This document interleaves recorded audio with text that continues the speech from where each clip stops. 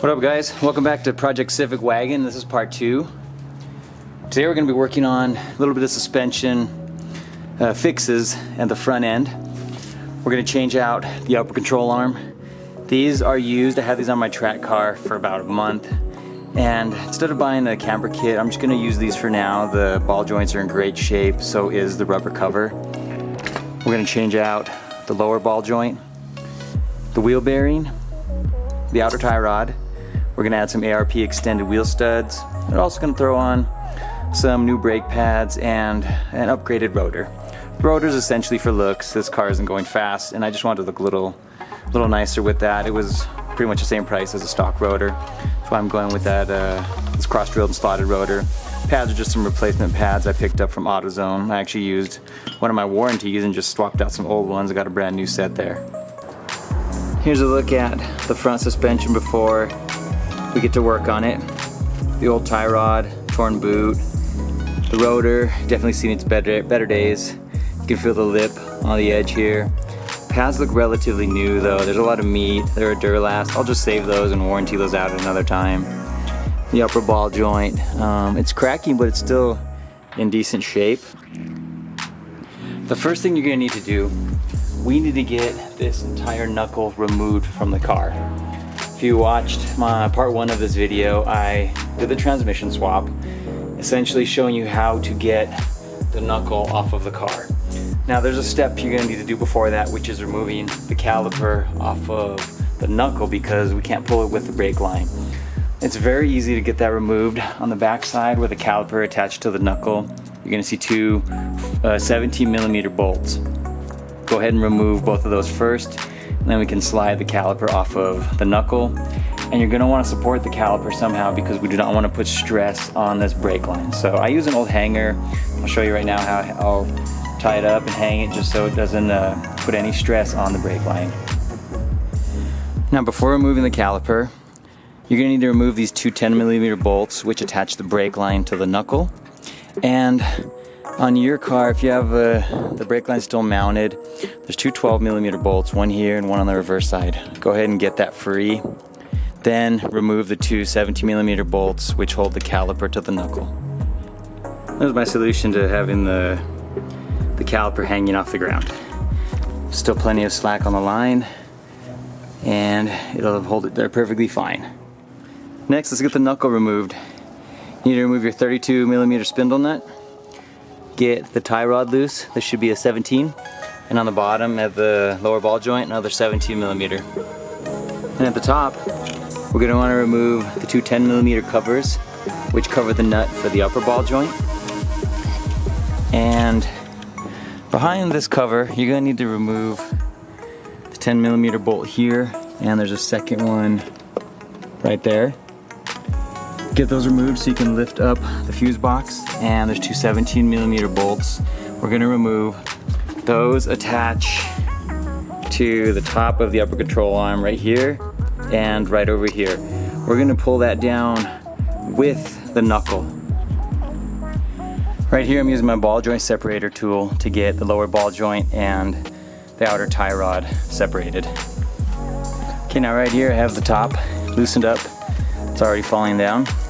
You got to lower the shock, the fork off of the shock, so that way you can get, there's a little piece of metal which connects the two upper mount points together. I need to get that, the fork lowered so we can slide that around the shock. And let me show you, let me lift out the bottom.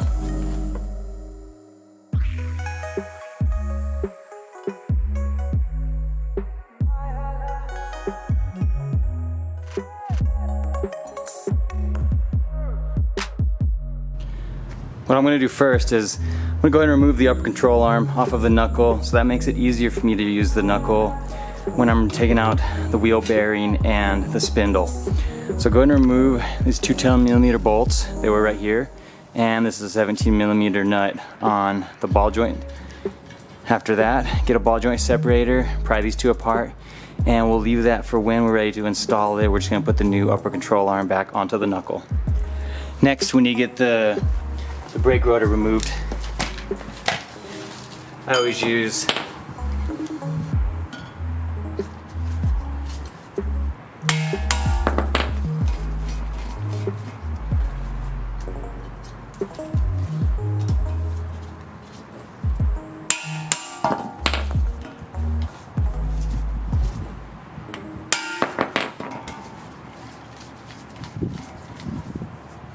If you don't have one of these and you're changing your brakes frequently, I suggest getting it. I think it's about $12 to $15 at O'Reilly's or AutoZone.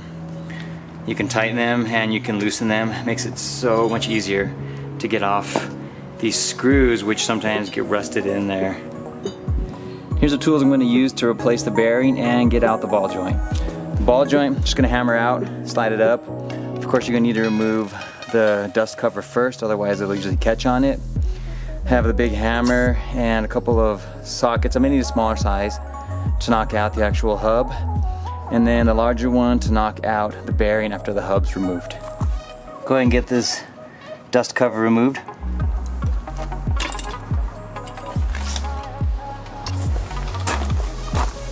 Next, let's get the ball joint removed. You're gonna need to pry away the little metal sleeve which is holding the rubber over the actual ball joint. Doesn't matter if you damage it since we're replacing it. We are not reusing it.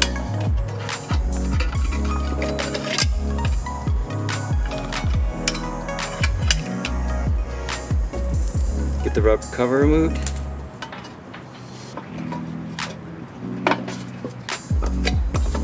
And then you'll see right here there's a snap ring.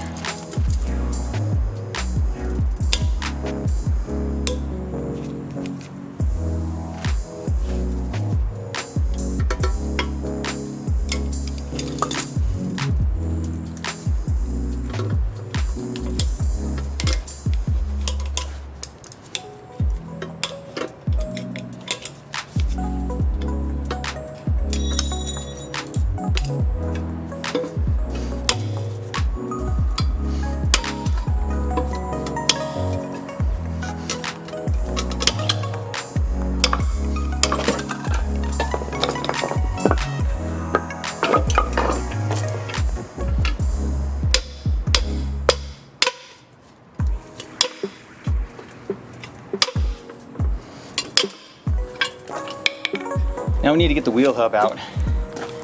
You want to make sure, the reason I put all these two 4x4s and the two 2x4s there is because you need a little bit of room to hit this down. I'm using the 24mm socket. I'm gonna hit at the hub just to get it slid out.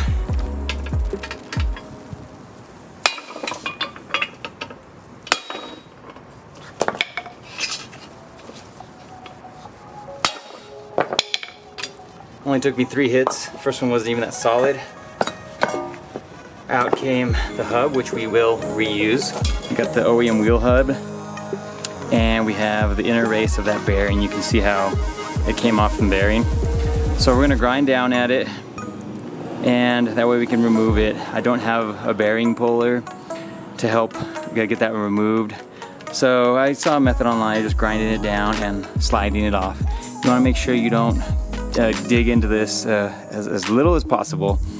I've changed the front wheel bearings on my track car, my SI, and my sedan, and I haven't had any problems. I may have scratched it up a little bit, but it was minimal. It didn't affect the way the bearing went on to the hub. Now on your hub, you have the dust cover. You can choose what you want to do with it. You want to remove it, you want to keep it on. I am not a fan. I always remove them. All of my cars have them removed. Very easy to do so now because you cannot once you put the hub back in. 3 screws right here all around it. Just remove those and you can remove the cover if you choose to do so. That is entirely up to you. Now on the hub, we need to there's another big snap ring in here which will allow us to remove the bearing. Go ahead and get that snap ring removed. Let's see if I can get this one removed a little easier.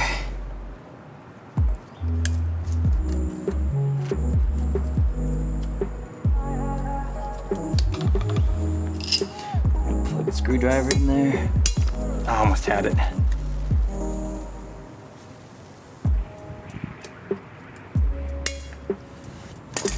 There we go.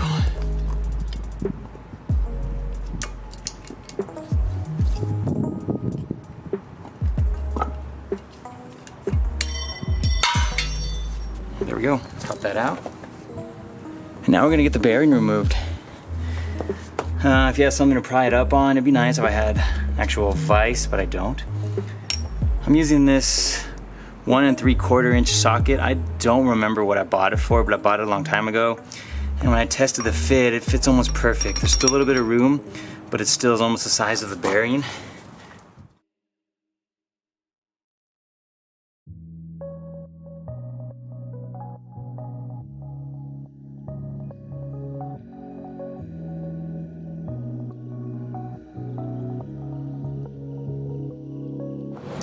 There it is. Finished hub. Kind of ghetto. I guess it gets the job done. I like doing it on the wood because you don't risk bending the arms. If anything, when you're hammering on the bearing, it's gonna break the wood and bend the wood, which is why I like to do that, so I don't risk potentially bending where the caliper bolts up or where the tie rod bolts up. And if you get the bearing, me smacking on it pushed out the other side of it, but doesn't matter, it's junk anyway. So now we have that completely clean and free of all the old parts. Here's what I mean about grinding off that inner race. You can see that I've cut into it a little bit and it's not coming off yet, so I probably need to grind a little bit more off this section, then we'll get that popped off. And after you have enough removed, usually with a screwdriver, yeah, there it goes.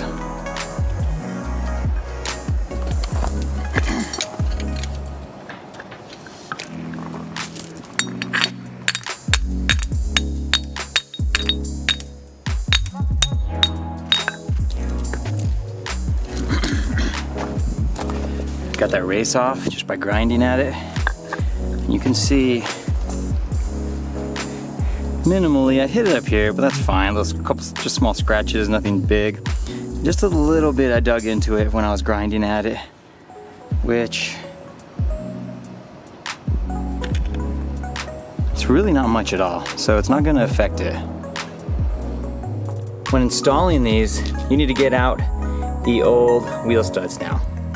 You could use a hammer, knock them out, but it's far more convenient if you have a press. You don't necessarily need it.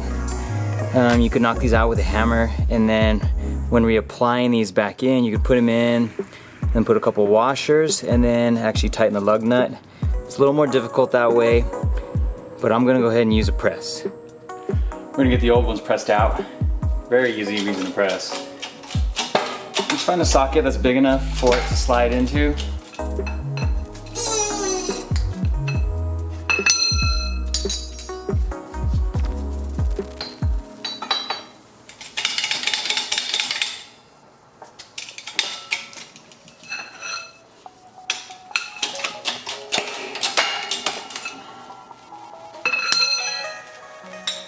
Now when you're installing the ARP studs, be careful on the socket that you use. I like to use an O2 sensor one because it has more than enough depth to reach. Once it's pushed in, it won't get stuck.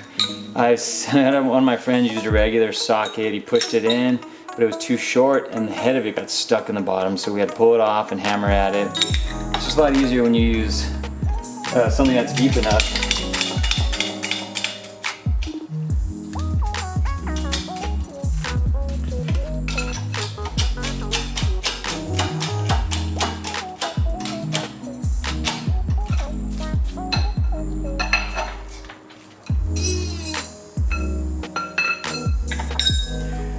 Very easy using this tool and the press. Next thing we're going to do after we have our hub completely disassembled, we're going to reinstall the new lower ball joint. To risk not damaging the rubber boot, go ahead and get, let me see my pliers, get the little ring removed, but make sure you don't damage it. It's easy to slide up if you slide it up like a little portion at a time. Usually they're always like this. It's very easy to get removed, and the same way to reinstall it. Let's take off the nut, and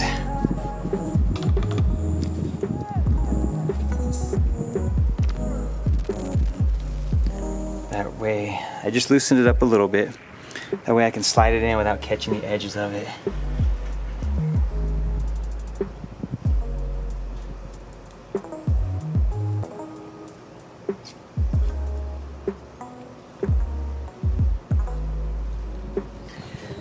slid it in just like that. Now, when I install it, I install the hole for the cotter pin to go parallel to the body of the car. Like if it's on like that, it's gonna run for the length of the car, front and back. It's easier to install the cotter pins when they're that direction when it's on the car.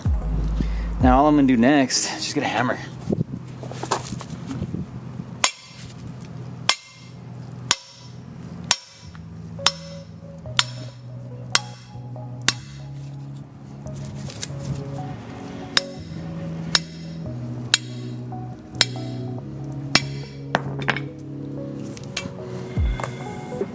Get your rubber boot back on there as quickly as possible. Slide it around. There it is. You can see it's up high enough already to get the new snap ring on. Got the snap ring on, the boot, and the rubber ring which holds the rubber boot on.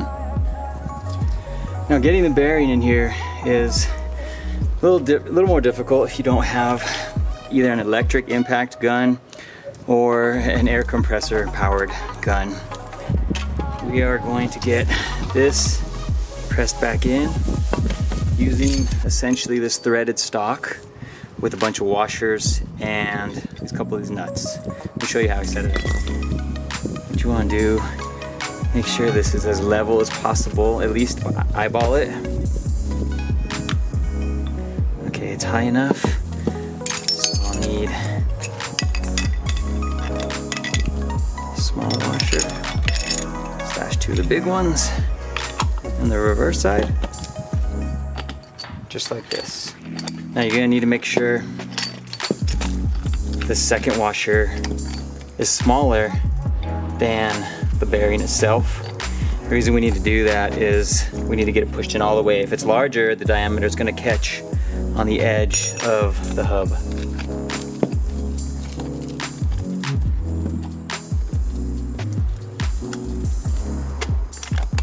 You're gonna need a socket that'll fit for the gun, and you're gonna need your crescent wrench back here.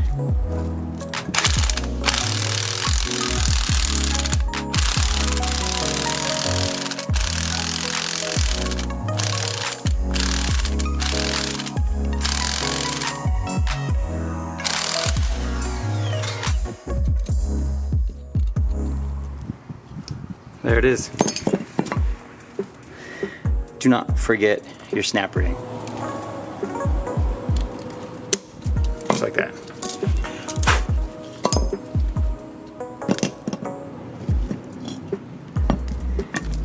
Now, when putting this together, we're gonna need to lower the stock because it's a lot deeper with the hub assembly. And on the reverse side, we're gonna use the two washers that we initially used for the front side. The reason being, we want these to sit in here. Actually, that one's too big. We want this to sit in here flush because if we have it lifted, when you're pulling the hub through, that piece will catch on this inner race and it'll pry it out. So we want to have that inside of there and pressed up on the bearing only. So make sure you have that set up like that. Make sure it's as straight as possible. Get it started, see if this goes in. Keep it straight.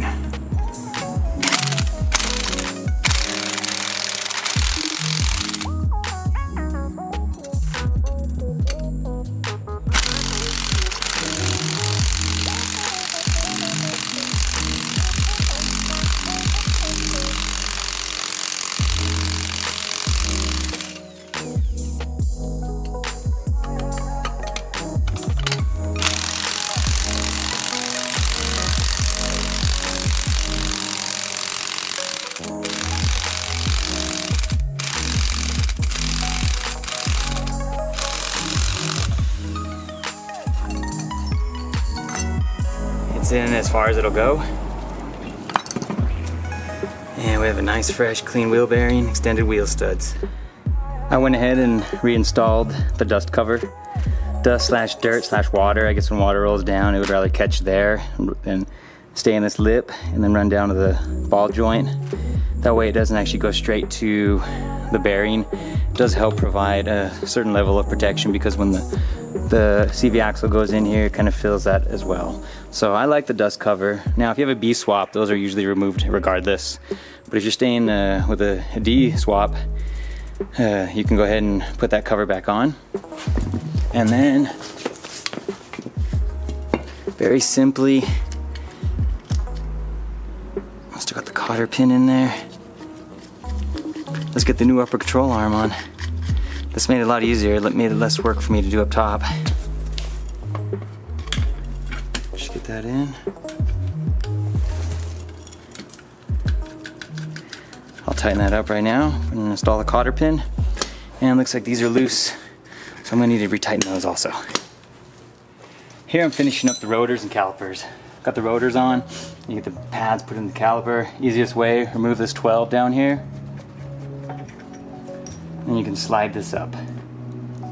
I have my pad, a piston compressor. Make sure you open up your master cylinder. Just loosen the top, pull it up, because when I'm pushing the piston back in, it's gonna push the fluid in the line and back up to the master cylinder. So go ahead and take the cap off. I already did.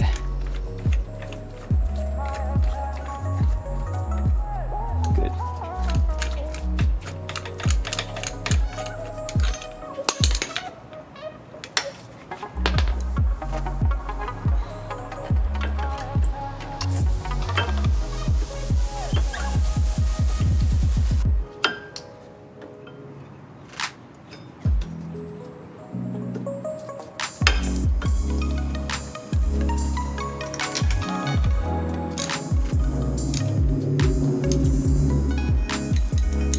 Don't forget to tighten the caliper to the knuckle. And here it is, completely finished. Put on the new tie rod, of course the new bearing. Got the new lower ball joint, the new upper ball joint and arm, new pads and rotor. And here's a final shot of the installed product. Got my wheels back on.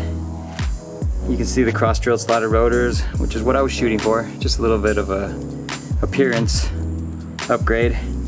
And now the extended wheel studs, which I like because I can run spacers on the wheels if I want them to be a little more flush with the fender. Thanks for watching, guys. I'll see you on part 3.